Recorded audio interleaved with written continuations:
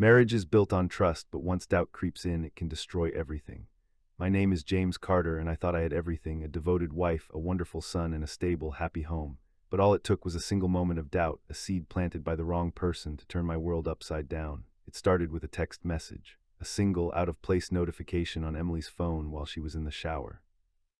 I wasn't the type to invade her privacy, but something about the way the screen lit up in the dim bedroom made my stomach churn. I glanced at it just for a second. Last night was amazing. Can't stop thinking about you. My hands went cold. My heart pounded in my ears. My first instinct was to believe there was a logical explanation, maybe a wrong number, maybe a joke. But suspicion had already sunk its claws into me, and once it did, there was no shaking it off.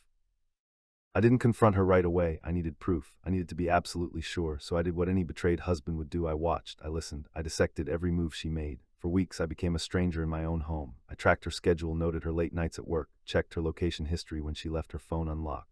My mind spiraled, my chest tightened every time she smiled at her screen or avoided my gaze. I was drowning in paranoia, but I didn't care. I had to catch her in the act, but finding out the truth wasn't enough. I wanted justice. I fantasized about it, exposing her, humiliating her, making her regret betraying me. I considered every possibility. Option 1, a public confrontation, a scene at a dinner party where I'd present the evidence and watch her fall apart in front of our friends. Option 2, destroying her reputation at work, an anonymous email to HR implying she was misusing company time for her affair. Option 3, something more personal, something that would hurt as much as I was hurting. But even in my blind fury, I knew there were lines I couldn't cross. I settled on hiring a private investigator. I needed hard evidence. I needed undeniable proof. Days passed, then weeks, and finally the investigator handed me his report. "Your wife isn't cheating on you. There's nothing here." The words didn't make sense. I had spent so long convincing myself that she was unfaithful that I couldn't just let it go. I demanded answers. I showed him the text. I listed all the changes in her behavior. Then he showed me something else. A woman, a familiar face. Melissa. Melissa was my colleague, someone I had always trusted, someone I confided in during stressful workdays.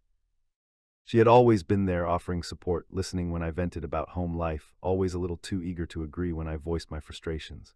She had sent the message. The investigator found evidence that Melissa had been orchestrating everything, spreading rumors, planting doubts, manipulating me into seeing problems where none existed. She wanted Emily out of the picture. She wanted to take her place, and I had fallen for it.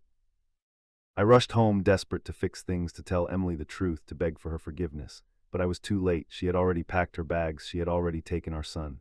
"You didn't trust me," she said, her voice cold and final. "After everything, you didn't trust me." The divorce was brutal. She took half of everything: the house, the savings, the life we had built together. And Melissa, she acted as if nothing had happened. She kept her job. She moved on. Maybe she realized she had already done enough damage, that she had shattered my life without ever having to lay a finger on it. Or maybe that had been the plan all along.